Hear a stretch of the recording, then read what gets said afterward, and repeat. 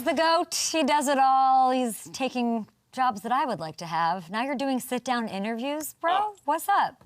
Oh, sorry, Kay. I'm just letting more light come in here, so it brightens up the mood. And it sure has. It's not really sunny out here today in New England, but what was sunny was that sit-down interview last week, Kay. You know, Fox gave me a call. Listen to this. The producer gave me the call last week. He, on Wednesday, he's like, yeah, you're up in New England area right now. And I was like, yeah. He's like, yeah, you're off this week. And I was like, yeah, I know. He's like, well, you're like right next to Gillette Stadium. You want to do a sit-down interview with Drake Maye? And I was like, my heart started beating fast. Really? Because, like, it's out of my comfort zone. Like I get a little bit nervous, you know, when I do something new that I really never done before. And the first time I did it was with Travis Kelce at the Super Bowl, and I was definitely nervous for that one as well. So I'm not really in the comfort zone for it yet. But then he's like, you're going to do great. It's going to be excellent. They got me prepared. Went down. Drake Maye was so awesome to sit with.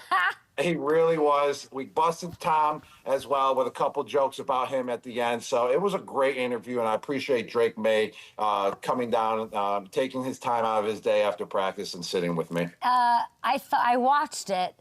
I thought about you in that lens of, like, do you even know how cool that is? Because, like, you get to do cool stuff, or, like, it's cool to hear that you're like, oh my gosh, I get to do the sit down. Fox is it looks like a Marvel movie, that interview. Just like the going all in of Fox with that, and the Tom of it, and you're in this. It looks like literally like an Avengers movie, the way that it's shot and all of that. Now, I don't know that. Did you know him very well before this? No, I just met Drake Maye really quick last year at the Pro Bowl because I was shooting with the Manning brothers for the Kick of Destiny, a promo, and they were the coaches at the Pro Bowl, so I went there to go shoot the little promo. So I met Drake Maye for a hot second. So, it was just saying what's up to him, and that's all. What I love about the way you handle it, and I'm not just like blowing you up, but you don't pretend like I feel like I knew that you know, like when you know somebody, you'll be like, oh, you have a relationship. You've never been like, as a Patriot, I'm like, I can't speak today for some reason. As a Patriot, you could have opinions about Drake Maye. You could sort of like lean into like, oh, I know. You've never done that. You've never been. You're always like, no, I know McDaniels. I know like the way the organizations run usually, but you don't know him. So I want to know. And you've never really spoken like you have.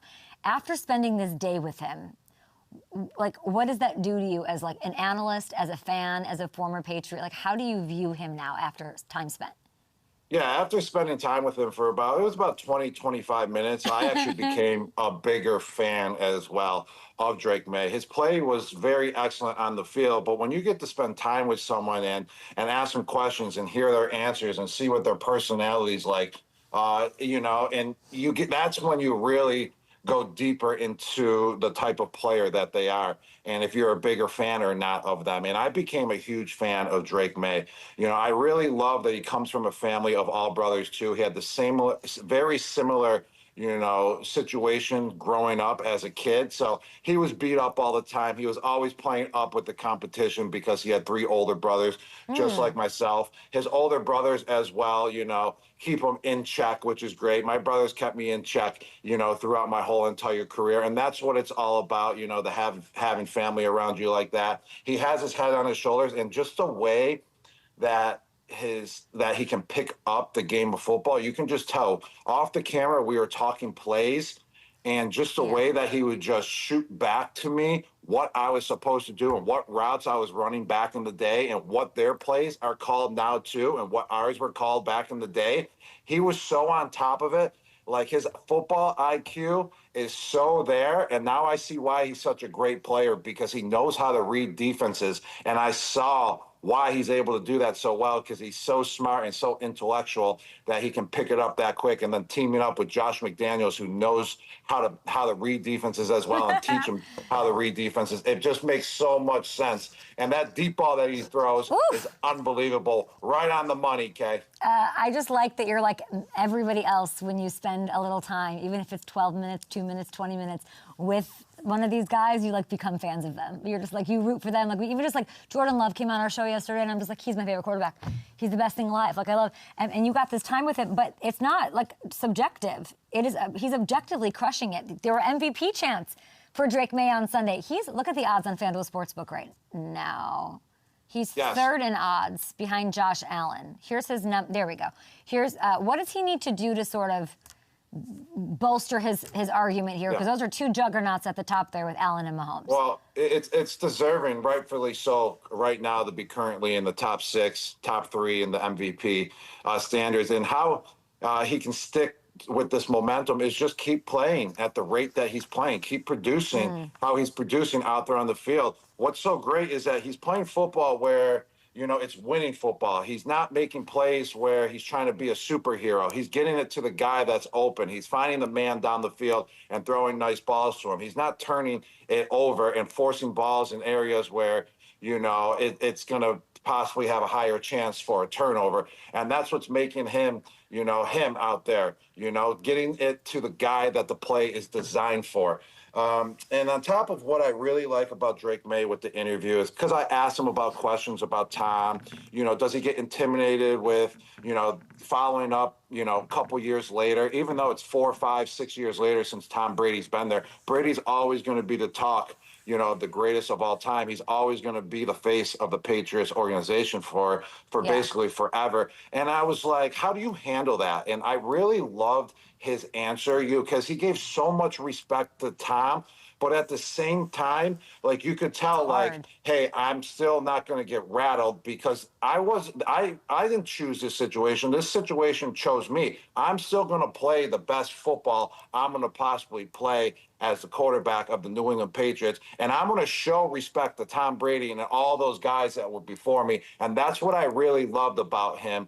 You know, it's not like, oh, I'm going to take over Tom. No, he's going to show his respect and he's going to be the best player that he can be. You can tell no situation is too big for him. It's really like he didn't have anything to do with that. But I think New England fans, they're a wild bunch, and they had it real good for a real long time. So I like the embracing of him. Even just hearing the MVP chance, even if that's improbable, goes a long way. Because there's no bigger. You can say like Jordan Love in the steps of Aaron Rodgers, but like no, it's different. Like, you know, Tom is the GOAT. It's the same like Baker Mayfield, even in a short stint. Like, Tom brought Tampa a Super Bowl, and then it's like the transition. Like, it takes a certain kind of person to be able to step into that role, and it's nice to see that Drake is that guy. I will say this. There's a world where he wins MVP. He's third right now, and if you're having fun on FanDuel Sportsbook, and like he's won Gronk over surely, I think what would have to happen, I mean, I think it's week 15 they'd have the Bills. They'd have to take care of the Bills, win the division, and then... Yeah, and the Patriots, I mean, I think they possibly have the easiest schedule in all of football from here on forward. I mean, the Falcons. They got the Buccaneers and the Buccaneers and the Buffalo Bills they got to face this year, and the Baltimore Ravens. I believe those are the 3 best teams left on their schedule, and everyone else should be a cakewalk. Are they winning the division? I think so. They're going to win the division. Actually, I said they're going to the playoffs at the beginning of the year. I said wild card, but they're playing at a standard where they shall win the division. If they keep it up, how they're improving on a weekly basis, and this chemistry just keeps growing, they will win the division. Gronk spends 20 minutes with Drake, and now they're going to the Super Bowl. I love this. I didn't say Super Bowl. But they're very competitive. I love the direction that they're on. They're minus 115 to win the AFC East. Bills still favored there at minus 150, as they should be. We'll see how it shakes out. But they're almost neck and neck. If they win this weekend and the Bills lose to the Chiefs, they might become favorites with the overlords watching on FanDuel Sportsbook, keeping that watchful eye. We'll see. They should be favorites to win the division in that situation, of course.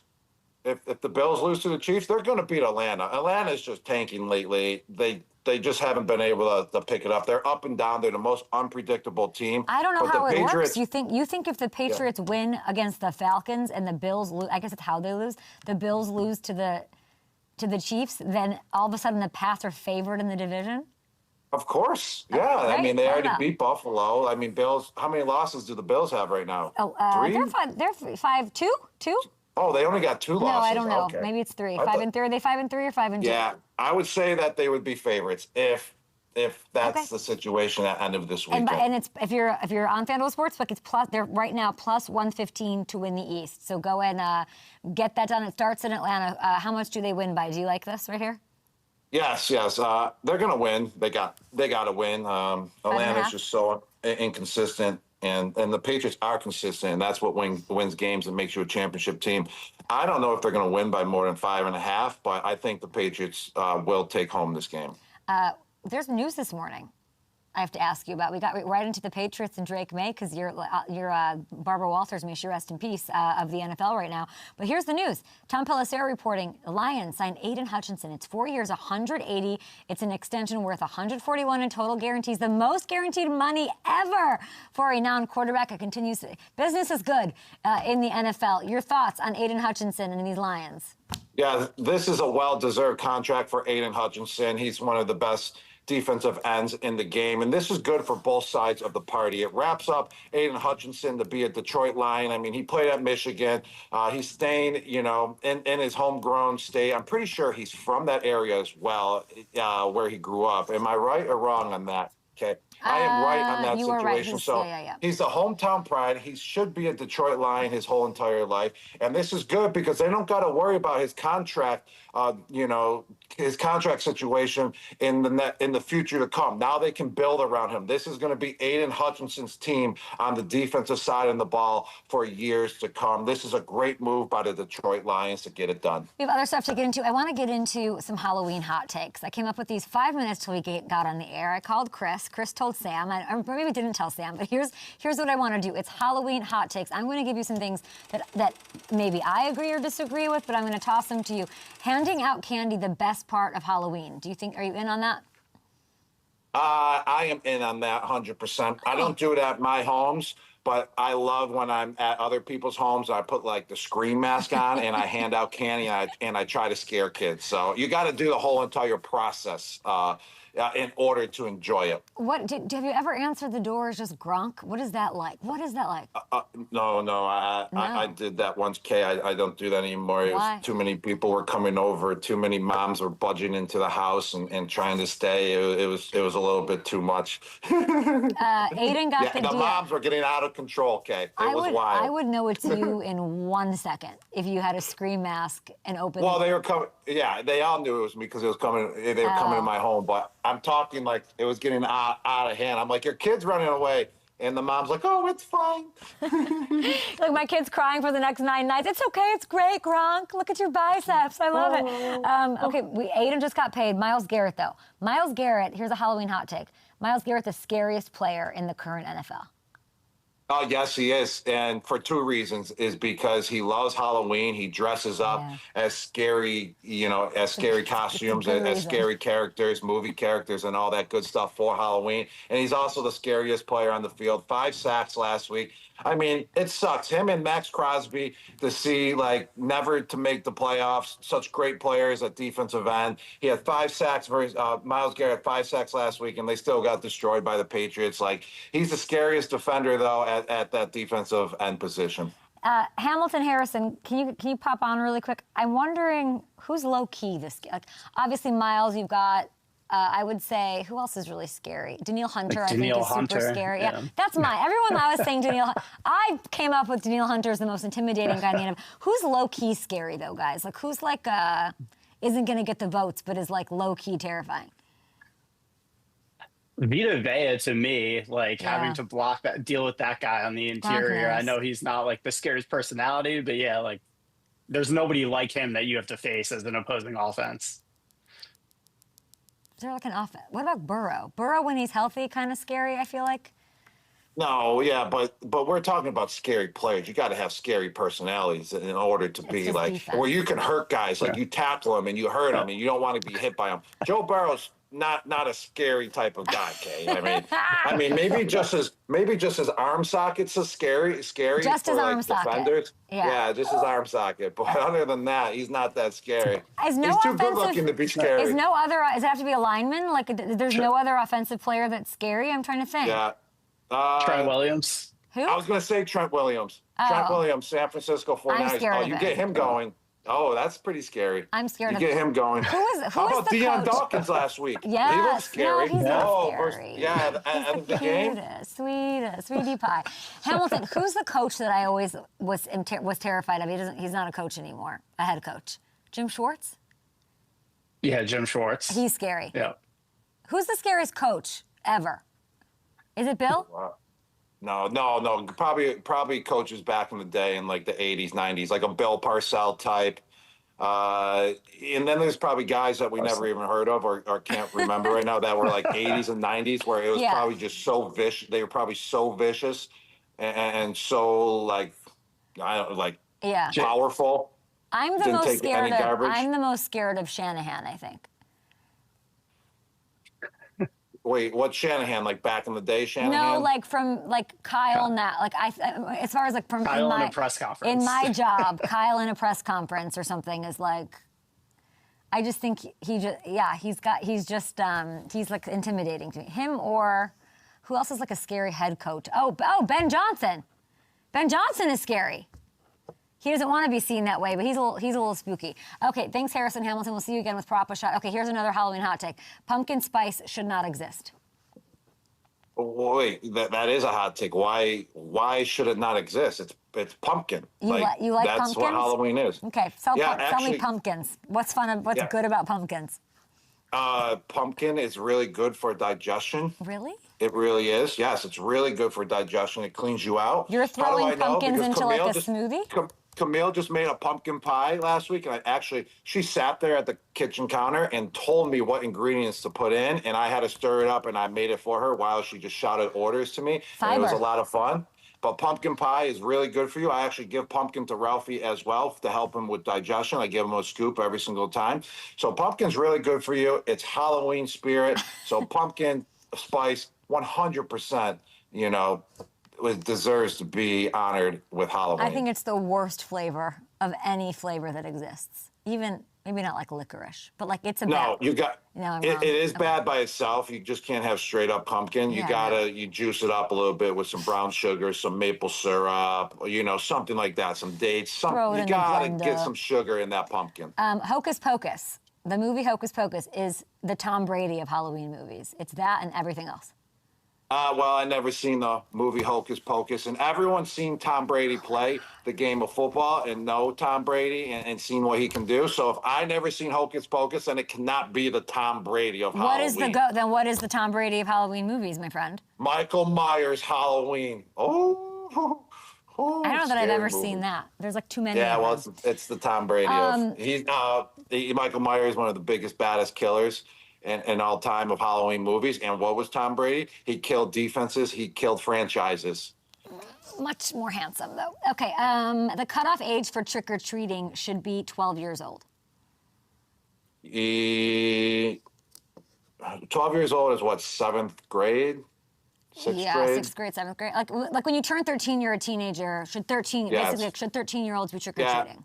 Yeah, that's not really a hot take. I think that's actually very accurate. So yes, I think after 12, you're not allowed to trick or treat anymore. What was crazy is I remember I was like 10 years old trick or treating, but I was so much bigger than everyone that people wouldn't give me candy. They're like, "You're too old to trick or treat." I'm like, I'm the same age as the people you're giving candy right now. I honestly agree. I feel like if do it as long as you can. Do you know what I mean? Like when go be 16 and trick or treat. Hold on to that. You know what I'm saying? Like I'm down for that. You gotta be, if you're small enough, like Kay, you're tiny, like you could have got away with it at 16 years old. I did. I think I could go out there and like dress up like put a sheet over my head with 2 holes and still get it done. Yeah, absolutely. As long as you look 12 and under, you can still trick and treat. But if you're 15 and you look 12, you're good. I'm on the same peptides that Travis Kelce's on, That's my vibe. Here's my entire script just went to hell. Speaking of Halloween, last one for you. Egging houses should come back. Actually, yeah. Let's bring it back. You're allowed to egg the houses where you don't like the people that are in the house. Did you ever egg a house? I like that. I never egged a house before in my life. I never even egged anything before in my life. The only eggs I've ever dealt with is with like egg tossing. Oh, yeah, where you keep getting farther and farther away. Yeah. And it wasn't even for Halloween. I think it was for like a summer day camp activity. Yeah. It's like at the beach. A summer activity at the beach, yes. But egging houses. Gosh, egging houses. Let's bring it back, Kay. Listen, Gronk, come on. The chapter of egging houses of our lives was like insanity. First of all, you couldn't get away with it now because everyone's got a Ring cam and like technology's ruined everybody's fun. But the idea of like when I never physically egged a house, but I was definitely part of that like bad group of kids. Like I was in the mix of like, let's go do that. Like I was like in the background, like I'm like hiding because like my mom would kill me. However, I feel like, can you imagine now being like 44 with 2 kids and walking out and there's like egg on your house? Like the level of fury that I would have, that would be the worst thing ever. I can't believe it was a thing, but I want it back also. I would probably kill somebody if I walked out. If I had kids and then just someone started egging me, I would run into the house and I'm gonna get prepared. I'm always gonna have cartons of eggs now in my fridge when Halloween comes. And if someone starts egging me, I'm running full speed into the house and I'm launching dozens of eggs at them. I'm gonna be Shohei Ohtani on the mound, when it comes down to that situation. Just be firing eggs left and right. Henry Rowenger. I say we bring it back. I'd like to see your mom defend your honor and your home with a green spoon. There's a whole thing to talk about it, but ring cams have sort of ruined the fun on that. We'll take a break here. We'll be back with Rob Gronkowski. I forgot Gronk that it was a thing, and I thought about it this morning and was like, do people still do that? And then I thought about the actual consequences of that in the 90s of you would just hate somebody at school and go defame where they live. It's insane. Yeah, insane. And you're right. I was always a part of that bad boy group, like you said, but I was never the one to egg them. I would be in the car, and then I would see them launch the eggs, and I'd be egging it on. Because those guys were awesome, idiots. Dude. By the way, idiots. If you were if you now are watching this and you were the one to actually be the one to throw the egg, you're an absolute nobody and an idiot because you've gone nowhere in life. Being the one that decided you're the fall guy, you're the who threw it. You're that guy? No, you can't be the guy. That's like being the person who owns the boat. You just want to be friends with the person who has the boat to do that. You know what they used to do in Chicago in my mean streets, Gronk? We'd meet up for egg fights. No houses involved, but just your egg. This group was egging this group. So there was one year. This is an actual horror story. One group put Nair in eggs, took the yolk out of an egg and filled it with Nair. Nair is hair removal, and they were going around and hitting people with Nair. How do you fill the egg up with Nair? When the eggs, how do you do that? Wouldn't the egg crack? No, because you can blow. You make a little hole in the top, and it's I'm the one who did it. I just know how it's done. I didn't do it. You with a needle. If you poke the top and bottom of an egg, you can blow the yolk out. The yolk will come out, and then with a syringe, you can fill. And they would use Nair, and that's when all the fun. That's probably why it stopped existing because these kids went to juvie. I grew up in the mean streets. Hey, also talking about egging houses and stuff, what about paintballing? Paintballing houses and mailboxes was a thing back in the day, too. That was around the same time growing up as a kid. You egged houses or you paintballed houses as well, and I haven't heard of that in a long time. Did you grow up, and now we're giving the Gen Z ideas. No, they're just they're too busy TikToking in front of houses to get their hands dirty with paint, And also, there's just too many cameras around these days. You just literally, you got away with anything. You egged a house, you did any of that, paintball the house. There was no such thing as evidence of any surveillance at all. Now these days, there is surveillance on every single house and every single corner that you turn on. Gronk, I don't like the idea, even I'm going trick-or-treating for the first time in forever with my nephews and nieces this week. You just gave me PT. I don't want to be on people's cameras, house to house. That sucks. Just put I'm going to just be on everybody's camera? Oh. Put a costume on that covers your face. No, I will, but I still don't. I just think it's the surveillance, I don't know. Anyway, this was a great talk. Let's do Papa Shot. You're just overthinking Halloween, Kay. I can't hear you, Gronk. Sorry. I said you're just overthinking. Shot. Ravens at Dolphins tomorrow with little help from FanDuel Sportsbook. Hamilton, what does the score look like after Week 8? Well, come on, Hamilton. All right, Gronk, the comeback is underway. You went 2 for 3, Kay. You went 1 for 3. So, Kay, you're still up 14-12, but Close. Gronk is closing in. Look at that form. I'm a closer. Look at that form. Shohei Ohtani. The wrist. I can't name. I literally can't name. Hold on. I can't name a basketball player. I couldn't name. I said Kevin Durant. Who else is a great? You can definitely name Kevin Durant. Yeah, I've seen some headlines out there about you too. Okay, who's the best pure shooter? Who's the best like shooter? Right, Steph Curry. Oh, I just saw. Yeah, Steph Curry. Now, who's a new one? Who's the guy in Minnesota? Anthony Edwards. Anthony Edwards. AE. Yeah. Okay, Oh, we'll edit this together. It'll look cute. Love him. Go ahead. There you go. All right, let's get into it. Gronk, I'm going to start with you after Kay's awful takes on Pumpkin. The over-under for Lamar Jackson's passing yards is set at 236.5. Does he go over or under? I think he's going to go under. You know, I don't know if he's really going to run the ball because he's coming off of a hamstring injury, but also he's going to be a little rusty throwing the ball as well. Is he? I'm just going to go under. You know, I like how this is going for me. I like this for me. I really like this for me. Okay, yeah. Under. At Miami, Lamar's first game back, under. Okay, great, yeah. And he's not going to run, so he's certainly not going to have passing He's going to throw. He's going to have one of those games where he throws like 4 or 5 touchdowns, but like the yardage total is only like 180 to like 220 yards. Can we make that a prop, please? Have over 6 touchdowns? Or can we have 5 touchdowns I said 4 over? or 5. Okay, all right. There's always a prop for how many touchdowns he's going to throw for. Make it your way. All right, yeah, there you go. All right, okay, your turn. The line for Tua's passing touchdowns is 1.5. Does he go over or under that? Tua? Yep. Oh man. Well, he's got to keep up with the 19 touchdowns that Lamar's going to throw. So I'm going to say over. I feel like we haven't talked about it because it's just a mess down there. But he played his best game. Okay, last week he had 4 touchdowns against Atlanta, who Gronk doesn't like. Doesn't think that they have anything. So I think it carries over. He's got a little momentum, a little confidence. All right, Gronk, back to you. The line for Jalen Waddle's receiving yards is sitting at 62.5. Does he go over or under that? I mean, he's the #1 target for Tua. He's going to go over that, over 62.5. He has to. I mean, if the Miami Dolphins want to move the ball at all, score points, you know, get first downs, Waddle has to come through over 62.5 yards. Oof. All right, okay. Derrick Henry's line for rushing yards is 89.5. You going over or under that? Okay, if you're on FanDuel Sportsbook right now, what are we doing? Like, circle that, highlight it, bold it, like, hit that. Yeah, absolutely. 89? Absolutely. This Dolphins defense is not good. Lamar's back. It'll only open things up for Derrick. And Derrick Henry on the show pretty soon, so gotta go over. All right, Gronk, 1 anytime touchdown score for the Ravens in this one.